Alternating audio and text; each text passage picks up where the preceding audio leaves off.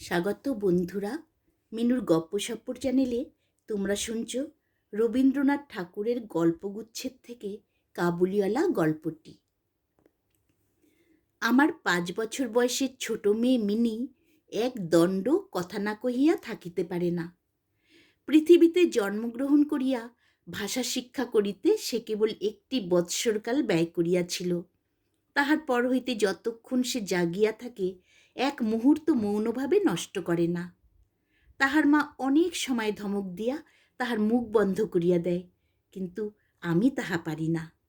Mini চুপ করিয়া থাকিলে এমনই অস্বাভাবিক দেখিতে হয় যে সে আমার বেশিক্ষণ সহ্য হয় না। এই জন্য আমার সঙ্গে তাহার কথোপকথনটা কিছু উৎসাহের সহিত চলে। সকালবেলায় আমার নোভেলের সপ্তদশ পরিচ্ছেদে হাত দিয়াছি, এমন সময় মিনি আসিয়াই আরম্ভ করিয়া দিল, বাবা, রামদয়াল দারোয়ান কাককে কৌয়া বলছিল, সে কিচ্ছু জানে না। না, আমি পৃথিবীতে ভাষার বিভিন্নতা সম্বন্ধে তাহাকে জ্ঞানদান করিতে প্রবৃত্ত হইবার পূর্বেই সে দ্বিতীয় প্রসঙ্গে উপনীত হইল। দেখো বাবা, ভোলা বলছিল আকাশে হাতি সুর দিয়ে জল ফেলে, তাই বৃষ্টি হয়। মা গো, ভোলা এত মিছিমিছি বকতে পারে? কে বলি বকে, দিন রাত বকে। এ সম্বন্ধে আমার মতামতের জন্য কিছু মাত্র অপেক্ষা না করিয়া হঠাৎ জিজ্ঞাসা করিয়া বসিল, বাবা, মা তোমার কে হয়? মনে মনে কহিলাম, শ্যালিকা। মুখে কহিলাম, মিনি, তুই ভোলার সঙ্গে খেলা করগে যা, আমার এখন কাজ আছে। সে তখন আমার লিখিবার টেবিলের পার্শ্বে আমার পায়ের কাছে বসিয়া নিজের 2 হাঁটু এবং হাত লইয়া অতি দ্রুত উচ্চারণে আগডুম বাগডুম খেলিতে আরম্ভ করিয়া দিল। আমার সপ্তদশ পরিচ্ছেদে প্রতাপ সিংহ তখন কাঞ্চনমালাকে লইয়া অন্ধকার রাত্রে কারাগারের উচ্চ বাতায়ন হইতে নিম্নবর্তী নদীর জলে ঝাঁপ দিয়া পড়িতেছেন। আমার ঘর পথের ধারে। হঠাৎ মিনি আগডুম বাগডুম খেলা রাখিয়া জানালার ধারে ছুটিয়া গেল এবং চিৎকার করিয়া ডাকিতে লাগিল, কাবুলিওয়ালা, ও কাবুলিওয়ালা! ময়লা ঢিলা কাপড় পরা, পাগড়ি মাথায়, ঝুলি ঘাড়ে, হাতে গোটা 2-4 আঙ্গুরের বাক্স, এক লম্বা কাবুলিওয়ালা মৃদু মন্দ গমনে পথ দিয়া যাইতেছিল। তাহাকে দেখিয়া আমার কন্যারত্নের কিরূপ ভাবোদয় হইল বলা শক্ত। তাহাকে ঊর্ধ্বশ্বাসে ডাকাডাকি আরম্ভ করিয়া দিল। আমি ভাবিলাম, এখনই ঝুলিঘাড়ে একটা আপদ আসিয়া উপস্থিত হইবে, আমার সপ্তদশ পরিচ্ছেদ আর শেষ হইবে না। কিন্তু মিনির চিৎকারে যেমনই কাবুলিওয়ালা হাসিয়া মুখ ফিরাইল এবং আমাদের বাড়ির দিকে আসিতে লাগিল, অমনি সেই ঊর্ধ্বশ্বাসে অন্তঃপুরে দৌড় দিল। তাহার আর চিহ্ন দেখিতে পাওয়া গেল না। তাহার মনের মধ্যে একটা অন্ধবিশ্বাসের মতো ছিল যে ওই ঝুলিটার ভিতর সন্ধান করিলে তাহার মতো 2-4টে জীবিত মানব সন্তান পাওয়া যাইতে পারে। এদিকে কাবুলিওয়ালা আসিয়া সহাস্যে আমাকে সালাম করিয়া দাঁড়াইল। আমি ভাবিলাম, যদিচ প্রতাপ সিংহ এবং কাঞ্চনমালার অবস্থা অত্যন্ত সংকটাপন্ন, তথাপি লোকটাকে ঘরে ডাকিয়া আনিয়া তাহার কাছ হইতে কিছু না কেনাটা ভালো হয় না। কিছু কেনা গেল। তাহার পর 5টা কথা আসিয়া পড়িল। আব্দুর রহমান, রুশ, ইংরাজ প্রভৃতিকে লইয়া সীমান্ত রক্ষানীতি সম্বন্ধে গল্প চলিতে লাগিল। অবশেষে উঠিয়া যাইবার সময় সে জিজ্ঞাসা করিল, বাবু, তোমার লাড়কি কোথায় গেল? আমি মিনির অমূলক ভয় ভাঙ্গাইয়া দিবার অভিপ্রায়ে তাহাকে অন্তঃপুর হইতে ডাকাইয়া আনিলাম। সে আমার গা ঘেঁষিয়া কাবুলির মুখ এবং ঝুলির দিকে সন্দিগ্ধ নেত্রক্ষেপ করিয়া দাঁড়াইয়া রহিল। কাবুলি ঝুলির মধ্য হইতে কিশমিশ খোবানি বাহির করিয়া তাহাকে দিতে গেল, সে কিছুতেই লইল না। দ্বিগুণ সন্দেহের সহিত আমার হাঁটুর কাছে সংলগ্ন হইয়া রহিল। প্রথম পরিচয়টা এমনিভাবে গেল। কিছুদিন পরে একদিন সকালবেলায় আবশ্যকবশত বাড়ি হইতে বাহির হইবার সময় দেখি আমার দুহিতাটি দ্বারের সমীপস্থ বেঞ্চির উপর বসিয়া অনর্গল কথা কহিয়া যাইতেছে এবং কাবুলিওয়ালা তাহার পদতলে বসিয়া সহাস্য মুখে শুনিতেছে এবং মধ্যে মধ্যে প্রসঙ্গক্রমে নিজের মতামতও দো আসলা বাংলায় ব্যক্ত করিতেছে। মিনির পঞ্চবর্ষীয় জীবনের অভিজ্ঞতায় বাবা ছাড়া এমন ধৈর্যবান শ্রোতা সে কখনো পায় নাই।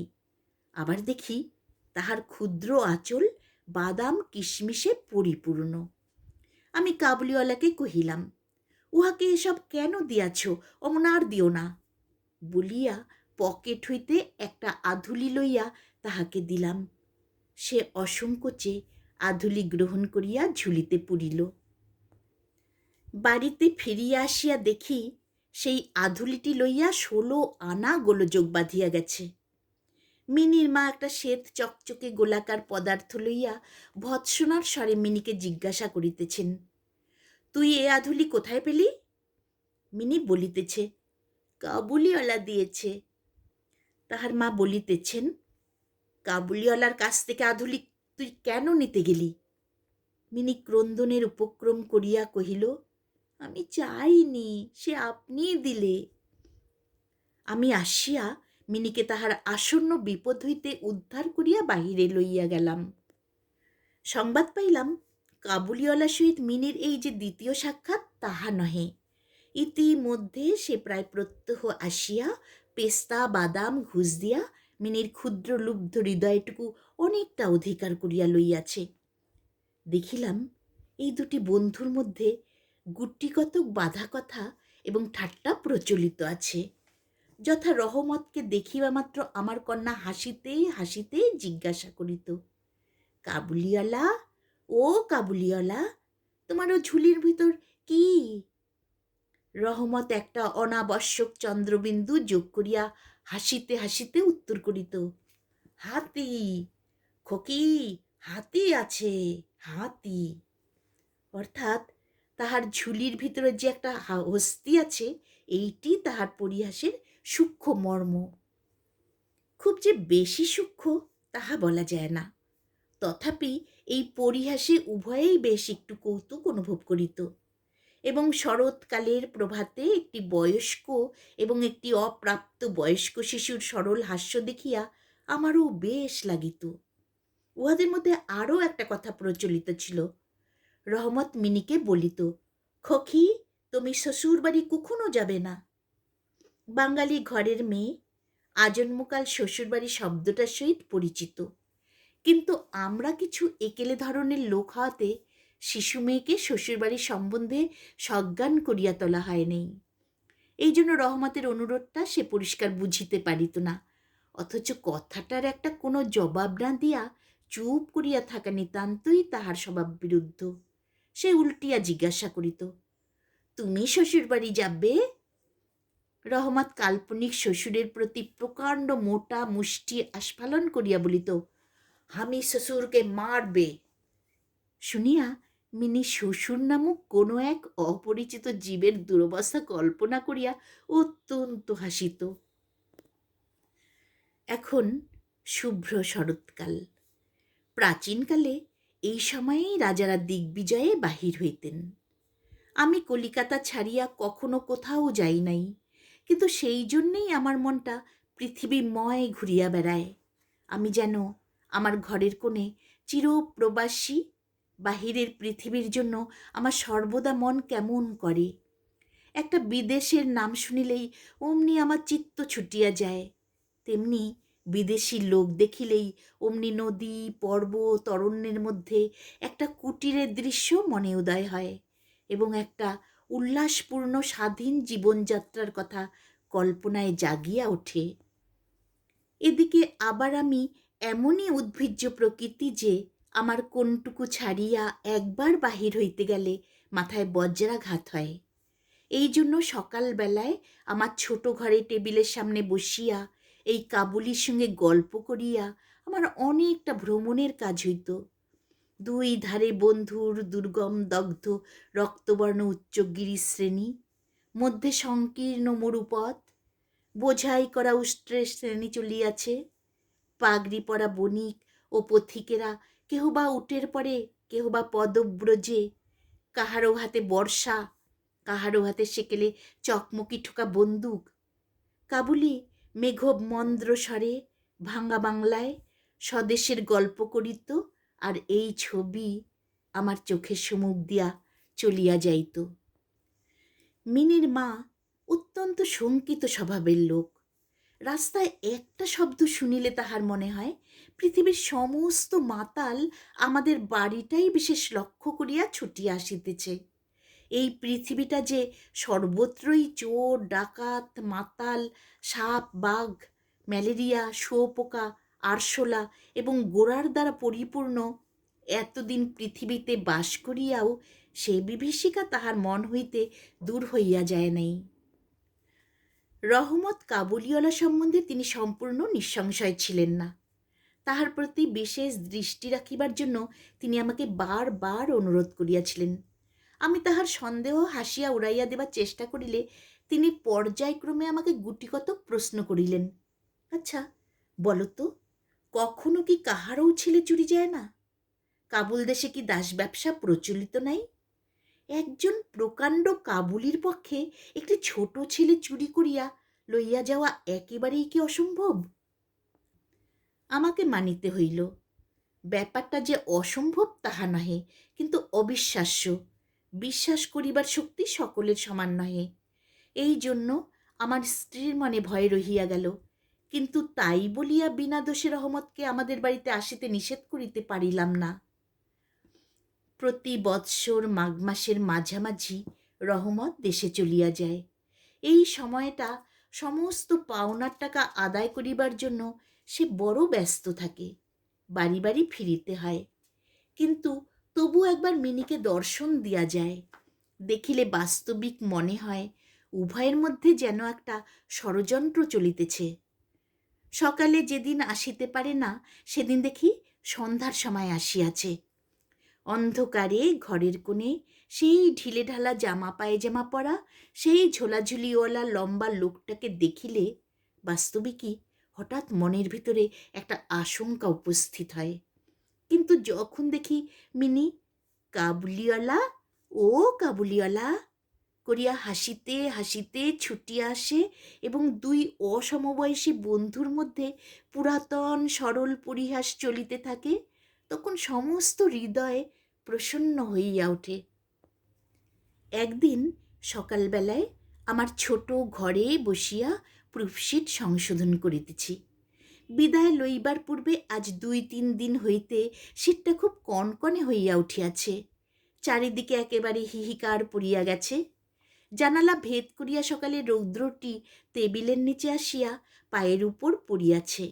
সেই উত্তাপটুকু বেশ মধুর বোধ হইতেছে। বেলা বোধ করি 8টা হইবে। মাথায় গলাবন্ধ জড়ানো উষাচরগণ প্রাতঃভ্রমণ সমাধা করিয়া প্রায় সকলে ঘরে ফিরিয়া আসিয়াছে। এমন সময় রাস্তায় ভারী একটা গোল শোনা গেল। চাহিয়া দেখি আমাদের রহমতকে 2 পাহারাওয়ালা বাঁধিয়া লইয়া আসিতেছে। তাহার পশ্চাতে কৌতূহলী ছেলের দল চলিয়াছে।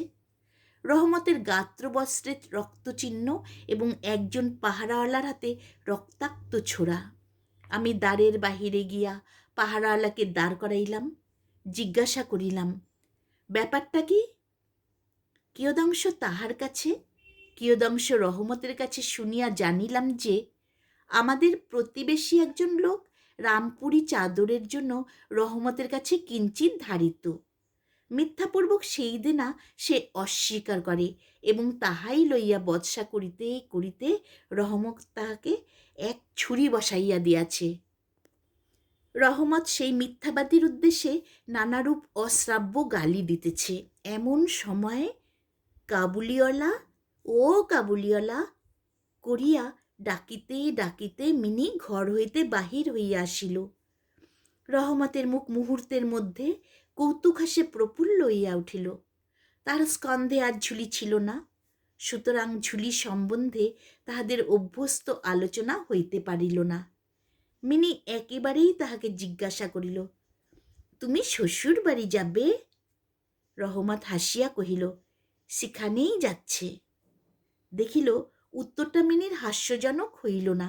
তখন হাত দেখাইয়া বলিল, শ্বশুরাকে মারিতাম, কিন্তু কি করিব, হাত বাঁধা। সাংঘাতিক আঘাত করার অপরাধে কয়েক বৎসর রহমতের কারাদণ্ড হইল।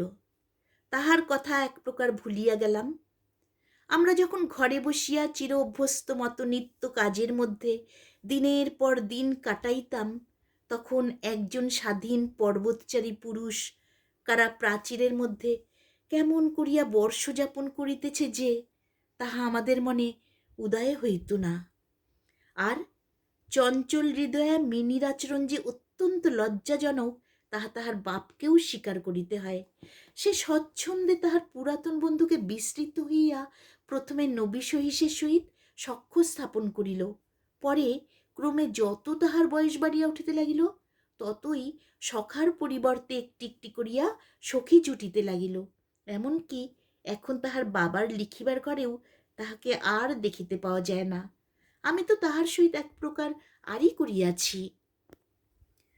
কত বৎসর কাটিয়া গেল, আর একটি শরৎকাল আসিয়াছে। আমার মিনির বিবাহের সম্বন্ধ স্থির হইয়াছে। পূজার ছুটির মধ্যে তাহার বিবাহ হইবে। কৈলাস বাহিনীর সঙ্গে সঙ্গে আমার ঘরের আনন্দময়ী পিতৃভবন অন্ধকার করিয়া পতিগৃহে যাত্রা করিবে। প্রভাতটি অতি সুন্দর হইয়া উদয় হইয়াছে। বর্ষার পরে এই শরতের নতুন ধৌত রৌদ্র যেন সোহাগায় গলানো নির্মল সোনার মতো রং ধরিয়াছে। এমনকি কলিকাতার গলির ভিতরকার ইষ্টক জর্জর অপরিচ্ছন্ন ঘেঁষাঘেঁষি বাড়িগুলির উপরেও এই রৌদ্রের আভা একটি অপরূপ লাবণ্য বিস্তার করিয়াছে। আমার ঘরে আজ রাত্রি শেষ না হইতেই সানাই বাজিতেছে। সে বাঁশি যেন আমার বুকের পঞ্জরের হাড়ের মধ্যে হইতে কাঁদিয়া কাঁদিয়া বাজাইয়া উঠিতেছে। করুণ ভৈরবীর আগিনীতে আমার আসন্ন বিচ্ছেদ ব্যথাকে শরতের রৌদ্রের সহিত সমস্ত বিশ্বজগৎময় ব্যপ্ত করিয়া দিতেছে। আজ আমার মিনির বিবাহ। সকাল হইতে ভারী গোলমাল, লোকজনের আনাগোনা। উঠোনে বাঁশ বাঁধিয়া পাল খাটানো হইতেছে। বাড়ির ঘরে ঘরে এবং বারান্দায় ঝাড় টাঙ্গাইবার ঠুং ঠাং শব্দ উঠিতেছে।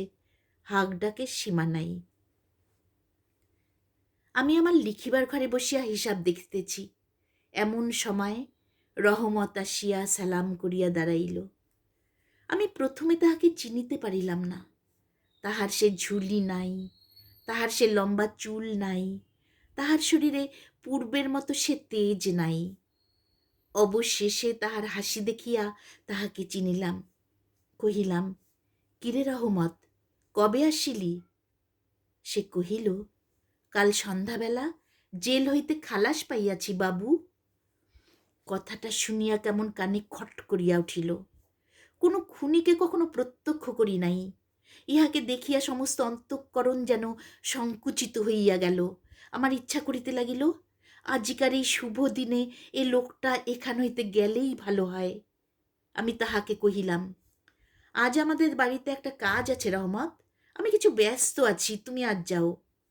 কথাটা শুনিয়াই সে তৎক্ষণাৎ চলিয়া যাইতে উদ্যত হইল।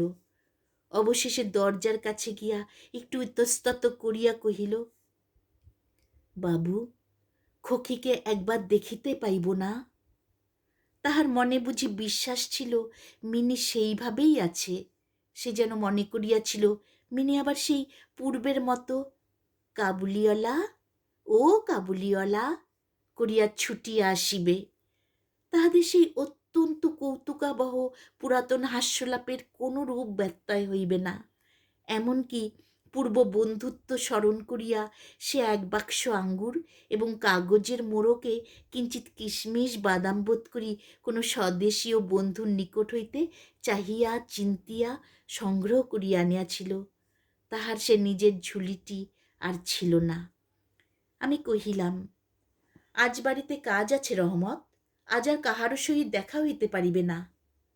সে যেন কিছু ক্ষুণ্ণ হইল।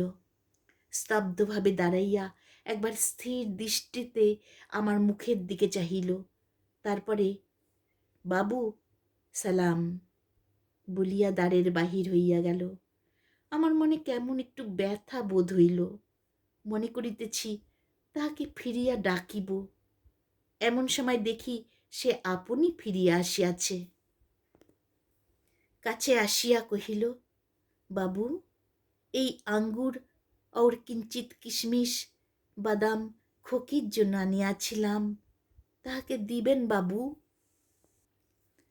আমি সেগুলি লইয়া দাম দিতে উদ্যত হইলে সে হঠাৎ আমার হাত চাপিয়া ধরিল, কহিল, আপনার বহুত দয়া, আমার চিরকাল স্মরণ থাকিবে বাবু, আমাকে পয়সা দেবেন না বাবু। তোমার যেমন একটি লড়কি আছে, তেমনি দেশে আমারও একটি লড়কি আছে।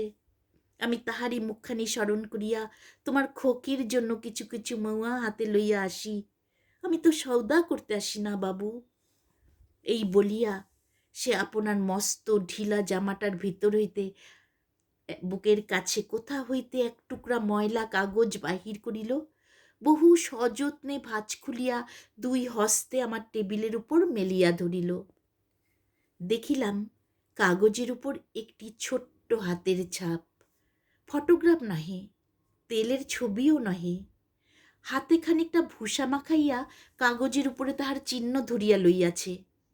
কন্যার এই স্মরণ চিহ্নটুকু বুকের কাছে লইয়া রহমত প্রতি বৎসর কলিকাতার রাস্তায় মেওয়া বেচিতে আসে, যেন সেই সুকোমল ক্ষুদ্র শিশু হস্তটুকুর স্পর্শখানি তাহার বিরাট বিরহী বক্ষের মধ্যে সুধা সঞ্চার করিয়া রাখে। দেখিয়া আমার চোখ ছলছল করিয়া আসিল। তখন সে যে একজন কাবুলি মেওয়াওয়ালা আর আমি যে একজন বাঙালি সম্ভ্রান্ত বংশীয়, তাহা ভুলিয়া গেলাম। তখন বুঝিতে পারিলাম সেও যে, আমিও সে, সেও পিতা, আমিও পিতা। তাহার পর্বত গৃহবাসিনী ক্ষুদ্র পার্বতী সেই হস্তচিহ্ন আমারই মিনিকে স্মরণ করাইয়া দিল। আমি তৎক্ষণাৎ তাহাকে অন্তঃপুর হইতে ডাকাইয়া পাঠালাম। অন্তঃপুরে ইহাতে অনেক আপত্তি উঠিয়াছিল, কিন্তু আমি কিছুতে কর্ণপাত করিলাম না। রাঙ্গা চেলি পরা, কপালে চন্দন আঁকা, বধূ বেশিনী মিনি সলজ্জভাবে আমার কাছে আসিয়া দাঁড়াইল। তাহাকে দেখিয়া কাবুলিওয়ালা প্রথমটা থতমত খাইয়া গেল, তাহাদের পুরাতন আলাপ জমাইতে পারিল না। অবশেষে হাসিয়া কহিল, খোকি, তুমি শ্বশুর বাড়ি যাবিস? মিনি এখন শ্বশুরবাড়ির অর্থ বোঝে। এখন আর সে পূর্বের মতো উত্তর দিতে পারিল না।